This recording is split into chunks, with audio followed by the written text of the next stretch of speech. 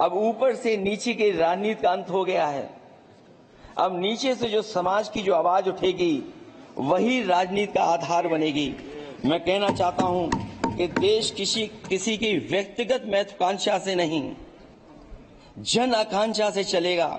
मतलब अब मनमर्जी नहीं, जनमर्जी चलेगी। इस चुनाव का बड़ा पैगाम यही है।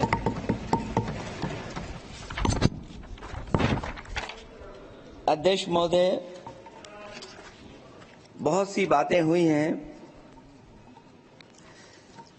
अगर उत्तर प्रदेश की बात न हो, क्योंकि अध्यक्ष महोदय सबसे बड़ा प्रदेश जहां है उसने हर बार दूसरे दल को समर्थन देकर के सरकार बनाई। मैं उन्हीं लोगों से कहना चाहता हूं कि लोग क्यूटो की फोटो लेकर बनारस की गलियों से लेकर के गंगा जी तक ढूंढ रहे हैं। उनको लगता है कि जिस दिन मां गंगा साफ हो जाएंगी, शायद उस दिन कहीं क्यूटो उसकी गोद में कहीं मिल जाएगा। बनारसी लोग चाहते हैं कि कोई गंगा जी के भी तल में उतरकर उसका दर्द भी जाने। उत्तर प्रदेश की जनता का बस यही आग्रह है कि जिस गंगा जल को हाथ में लेकर सच कहने की कसम खाई जाती है, कम से कम उस गंगा जल से तो झूठ ना बोला जाए।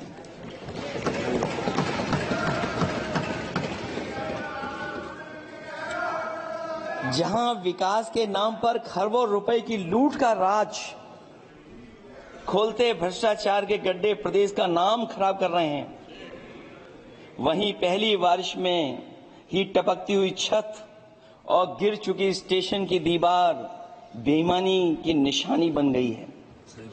अध्यक्ष महोदय, विकास का ढिढोरा पीटने वाले इस विनाश की जिम्मेदारी कब लेंगे? और रही सच्चे विकास की बात, तो हमने जो सड़क बनाई उस पर हवाई जहाज उतरे थे और उत्तर प्रदेश की मुख्य नगरी में सड़कों पर नाव उतरी हैं। और अभी बारिश और हो जाएगी तो नाव से भी चलना पड़ेगा। यही स्मार्ट सिटी के जुमले का भी हाल है। न तो जाम से छुटकारा मिला, न बुनियादी सुविधाओं से कोई निजात मिली, न कोई बुनियादी सुविधाएं मिल पाई हैं। मुझे याद है अध्यक्ष महोदय, देश के प्रधान सांसद जी ने अनाथ पशुओं के बारे में बहुत कुछ कहा था। अनाथ पशुओं की समस्या से छुटकारा दिलवाने के लिए का वादा किया हुआ, लेकिन कई चुनाव बीत गए हैं, अभी तक गन्ने का भुगतान 2 हफ्ते का वचन जो दिया था, कहां दिया था? अब तो वचन देने वाले को भी याद नहीं है। हर बात को जुमला बना देने वाले लोगों के ऊपर से जनता का भरोसा उठ गया है। इसीलिए बहुमत की सरकार नहीं है, ये सहयोग से चलने वाली सरकार है। डबल इंजन के नाम पर उत्तर प्रदेश को टकराहट के सिवा कुछ हासिल नहीं हुआ है। उत्तर प्रदेश में प्रभुत्व की लड़ाई 2 लोगों को आपस में लड़ा रही है, लेकिन उसकी मार जनता को सता रही है। पिछले 10 सालों की उपलब्धि बस इतनी रही कि एक शिक्षा परीक्षा माफिया का जन्म हुआ। अध्यक्ष महोदय, जिस समय चुनाव में थे और उत्तर प्रदेश में वो हालात देखे हैं कि नौजवान जब भी तैयारी कर करके जाता था और परीक्षा दे करके लौटता था तो उसको पता लगता था कि पेपर लीक हो गया।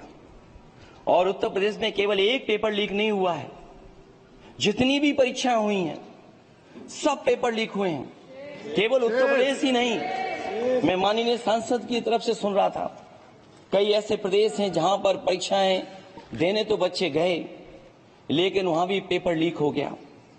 और अभी जब 4 जून को रिजल्ट आया, उसके बाद जो बात उठी है, देश की सबसे प्रेस्टिजियस परीक्षा, उसका भी पेपर लीक हो गया।